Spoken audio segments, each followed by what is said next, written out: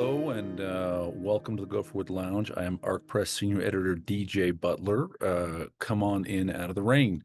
Before I get started, remember to like the post, subscribe to the channel, hit the notification bell, come over to arc.press and sign up for our mailing list. Follow us on X at arc_press, all the stuff.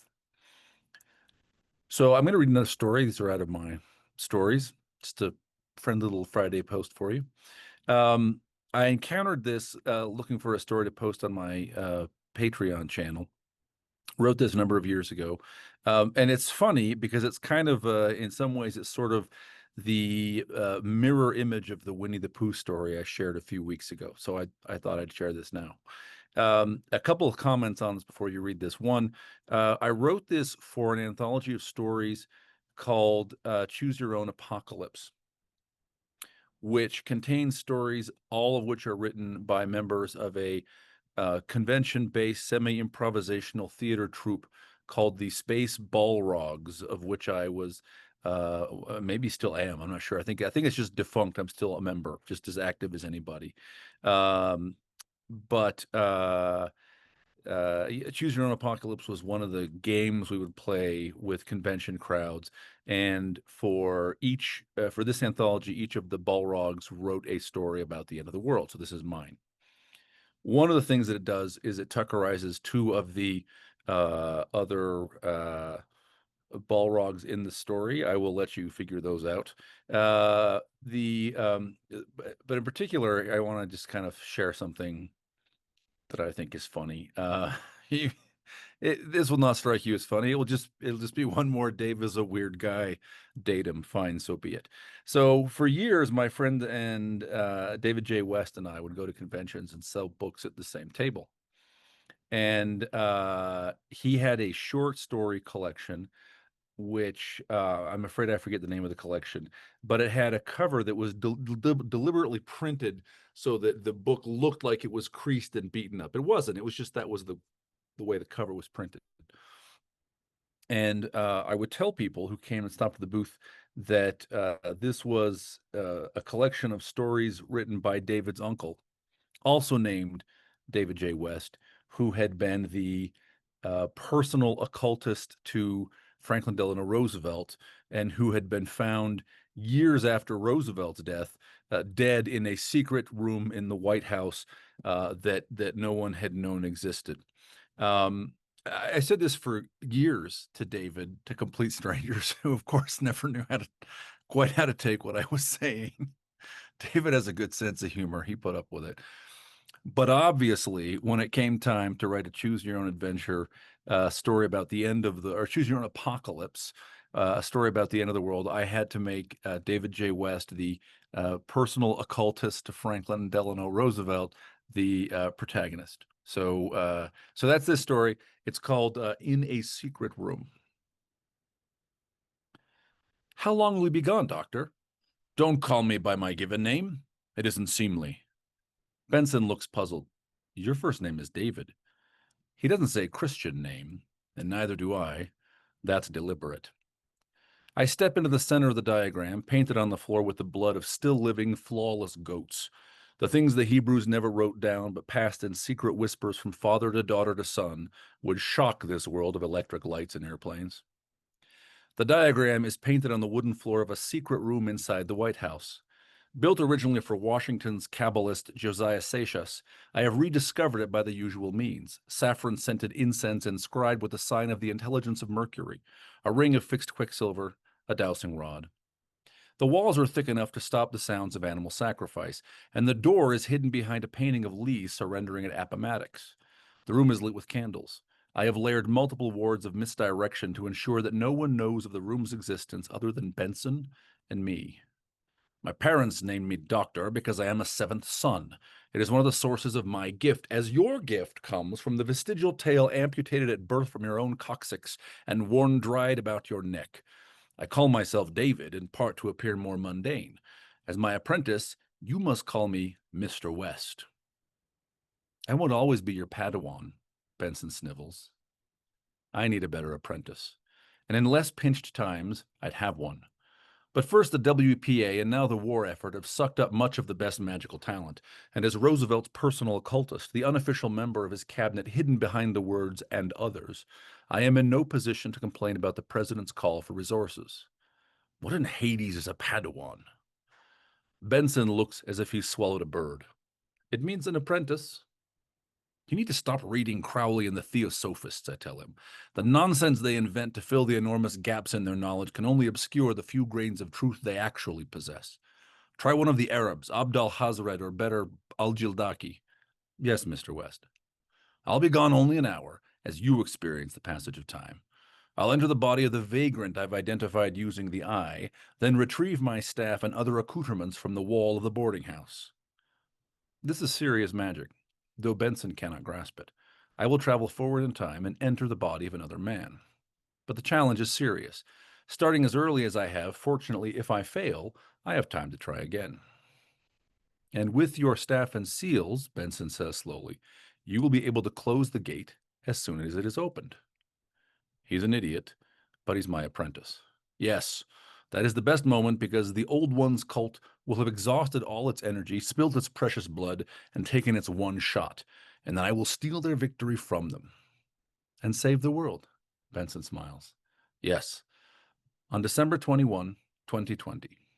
The winter solstice, when the energies of this world are at their ebb, yes, as they are today on this winter solstice, 1943.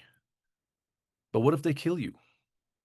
I shrug out of the silk robe resembling a long smoking jacket, but embroidered ornately with the characters of a forgotten Chinese script, the words telling in poetic stanzas the story of my own life, and hand it to Benson.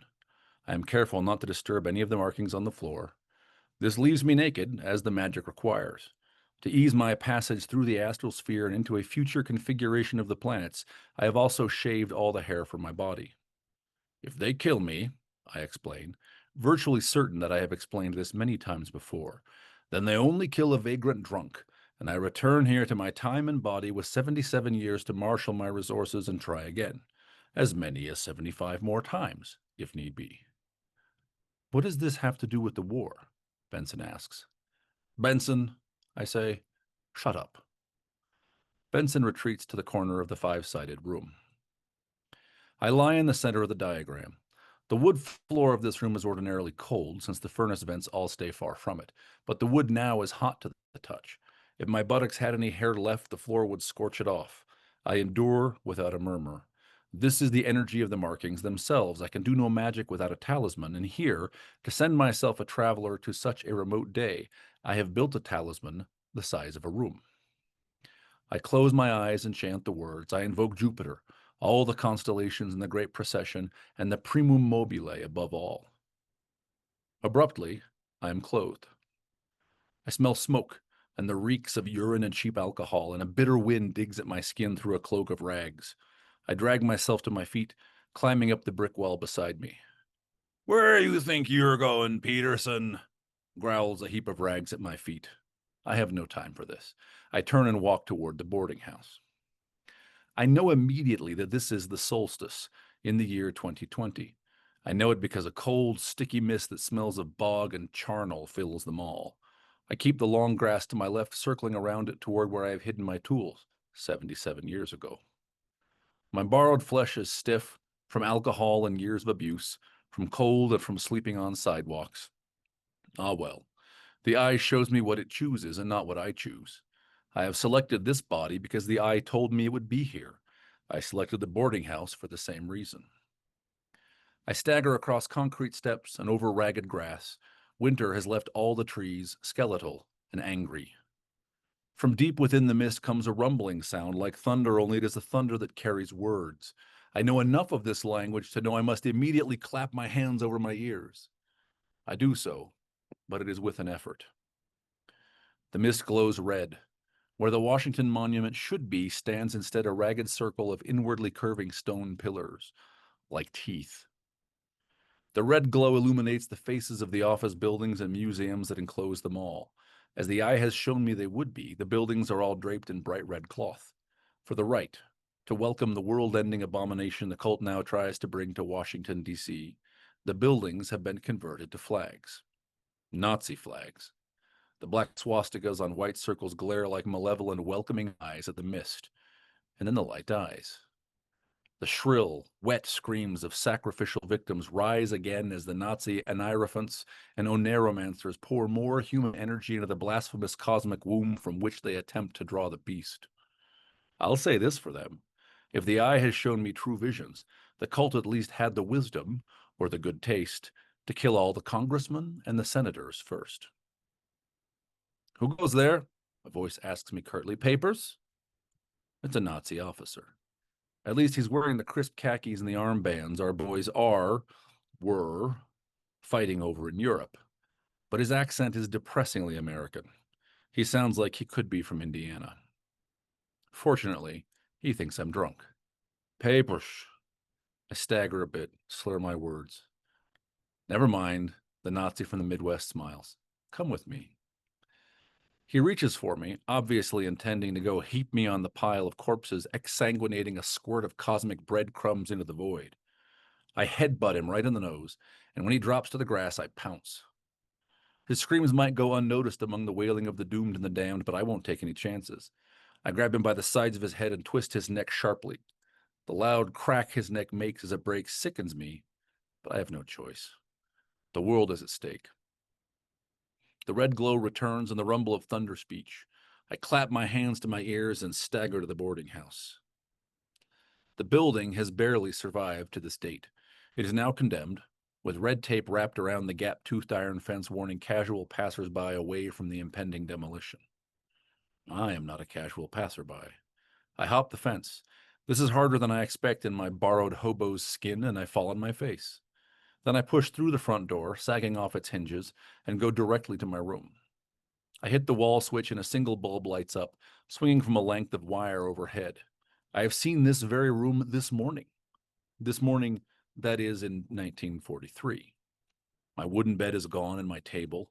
In their place are a cheap iron bed frame that is slowly rusting to nothing, and a slat-back chair that is missing 2 slats and a leg. Also, the wall has been torn open. My vault, my repository, the place where I carefully sealed up Staff Seal's ring and cloak to arm myself for the battle with the Nazi void demon, is revealed. I reach into the wall and feel around, hoping that I will find my tools, fallen into a shadowed corner. My hope dies, instantly and brutally. My things are gone. I am unarmed and defenseless. Perhaps you are looking for these, a voice behind me says. I spin around, forgetting to even play the part of a homeless drunk. I don't know the face of the man confronting me. He might be a university professor from his tweed jacket and scuffed black shoes. He raises a fire bucket to the height of his chest and overturns it.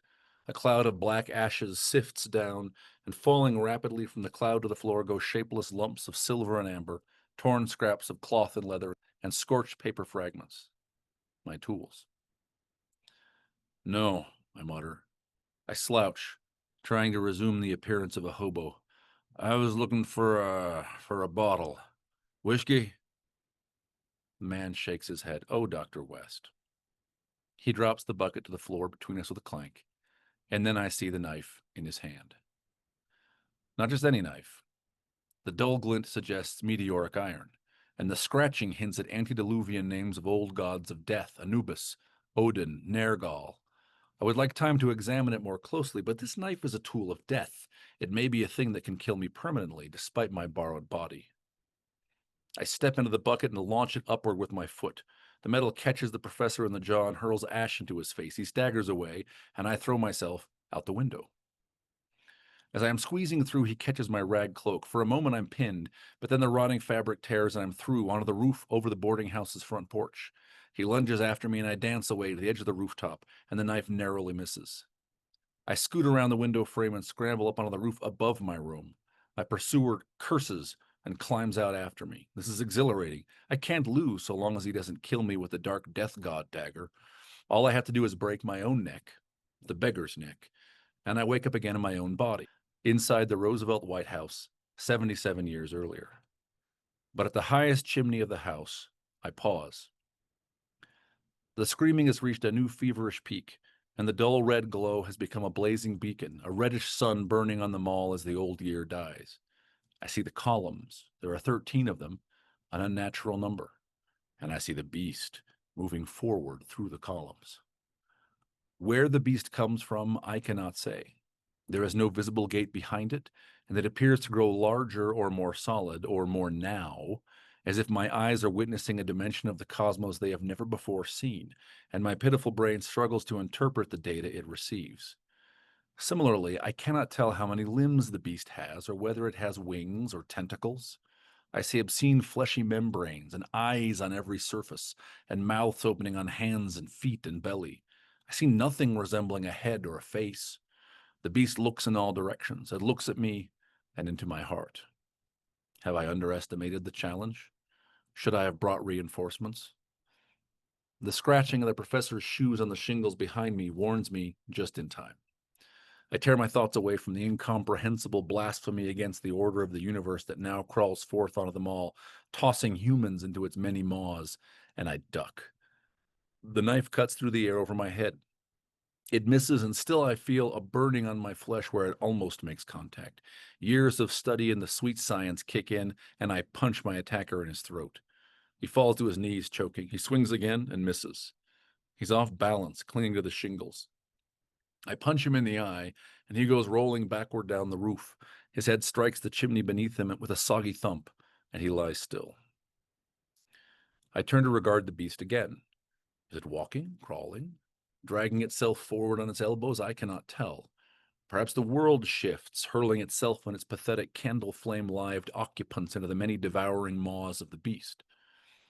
It heaves itself upon the White House, which crumbles to the ground and erupts in sheets of flame. Still it looks at me. Shivering, I crouch. Still feeling the eyes on me, I descend the rooftop, hiding from the vision of those many eyes. This is the thing I have come here to defeat, and instead I have lost. But this is only one round, and I have deliberately chosen a bout that will last many rounds. I have but to kill myself, return to my natural time and body, and try again. I stop to examine the knife. I do not touch it, but crouch over it on the boarding house rooftop. The glyphs are Lemurian and Atlantean, a horrible, unlearned mishmash, but magically effective nonetheless. If only I could hide this inside a wall and find it in my own time when I return. But clearly I cannot. Sighing, I stand. The shrieks are unbearable now. Thousands must be dying of slow torture this very moment. Or is the beast itself shrieking? Does its natural song sound like the dying howl of sacrificial offerings? I will not look at it again. I do not need to. Instead, I step to the edge of the rooftop and confirm the location of the wrought iron fence. Then I take a running leap and throw myself face first toward the rusting spikes. I feel the iron enter my borrowed neck and chest. I awake in my own flesh. The floor beneath my back and calves has grown cold. The candles sputter, their wicks nearly consumed. Benson, I croak. There is a pause.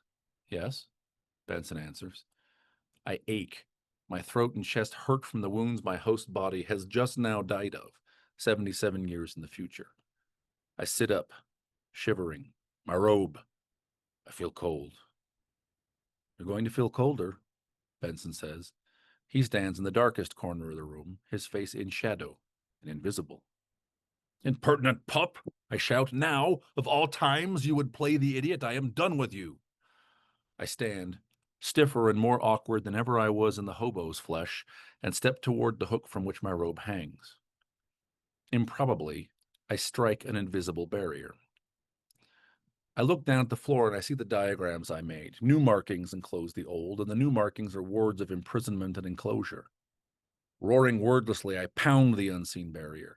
Stalking the star-shaped perimeter of the diagram, I test it with my fists and feet, shouting every counterspell and sacred name I know to shatter the spell that suddenly binds me. I am done, Benson agrees. You see, I have read the Arabs.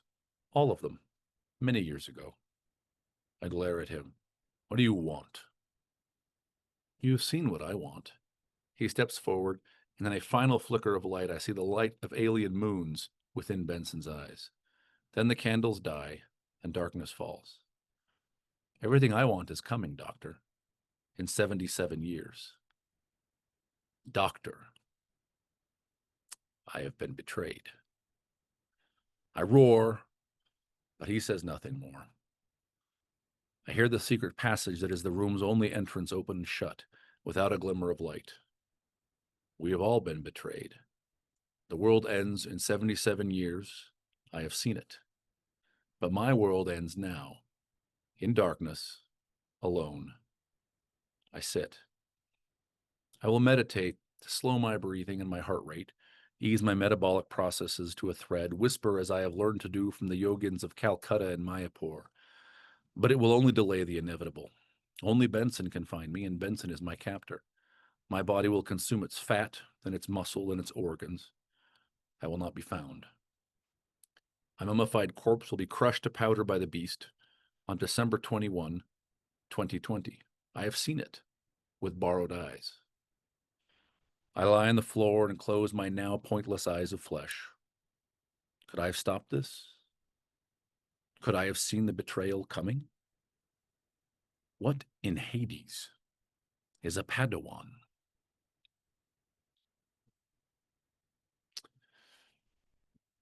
Have a great weekend. Remember, the humans win in the end.